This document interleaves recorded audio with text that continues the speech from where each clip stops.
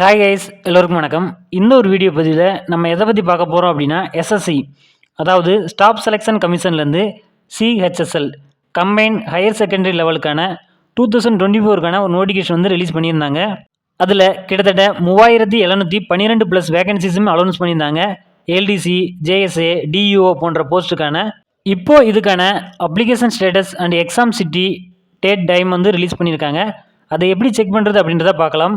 அவங்களுடைய அஃபீஷியல் வெப்சைட்டை பொறுத்த வரைக்கும் ssc.gov.in அப்படின்றத அவங்களுடைய அஃபீஷியல் வெப்சைட். உங்களுக்கான செலெக்ஷன் ப்ராசஸை பொறுத்த வரைக்கும் ஸ்டேஜ் 1, ஸ்டேஜ் 2, ஸ்டேஜ் 3, ஸ்டேஜ் 4 அப்படின்ற மாதிரி இருக்கும். ஸ்டேஜ் 1ல் உங்களுக்கான டயர் 1 ரிட்டன் எக்ஸாமினேஷன் இருக்கும்.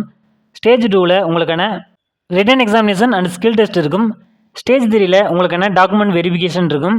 ஸ்டேஜ் 4ல் மெடிக்கல் எக்ஸாமினேஷன் இருக்கும். லாஸ்ட்டாக பார்த்தீங்க அப்படின்னா இதற்கான ஃபைனல் மெரிட் இருக்கும். இதுதான் இதற்கான செலெக்ஷன் ப்ராசஸ். இதன்படி தான் அவங்களுமே ஃபாலோ பண்ணுவாங்க.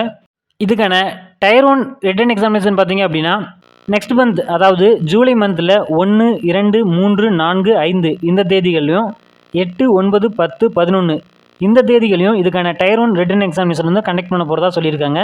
டயர் 2 ரிட்டன் எக்ஸாமினேஷனை பொறுத்த வரைக்கும் நோட்டிஃபை லேட்டர் அப்படின்ற மாதிரி மென்ஷன் பண்ணியிருக்காங்க. இதுதான் அவங்களுடைய அஃபீஷியல் வெப்சைட். இதுக்கான லிங்க் பார்த்தீங்க அப்படின்னா நம்முடைய டிஸ்கிரிப்ஷன், வாட்ஸ்அப், டெலகிராமில் நான் கொடுத்துருக்கேன். மறக்காமல் செக் பண்ணி பாருங்கள். அதே மாதிரி நம்முடைய வாட்ஸ்அப் அண்ட் டெலகிராமில் ஜாயின் பண்ணாதவங்க ஜாயின் பண்ணிக்கோங்க. அதுக்கான லிங்க்குமே பார்த்தீங்க அப்படின்னா டிஸ்கிரிப்ஷனில் இருக்குது.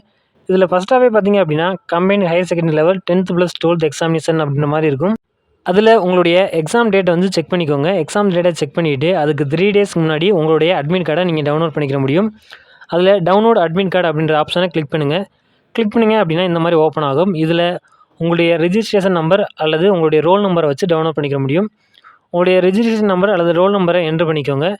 என்ட்ரு பண்ணிவிட்டு கீழே பார்த்தீங்க அப்படின்னா உங்களுடைய டேட் ஆஃப் பர்த்தை கரெக்டாக என்ட்ரு பண்ணிக்கோங்க. கொடுத்துட்டு டவுன்லோட் அட்மிஷன் சர்டிஃபிகேட் அப்படின்றத கிளிக் பண்ணிங்க அப்படின்னா உங்களுடைய அட்மிட் கார்டு வந்து டவுன்லோட் ஆயிரும். இது போன்ற தகவல்களை நீங்கள் தொடர்ந்து தெரிஞ்சுக்கணும் அப்படின்னா நம்முடைய சேனலை மறக்காமல் சப்ஸ்கிரைப் பண்ணிக்கோங்க. நன்றி, வணக்கம்.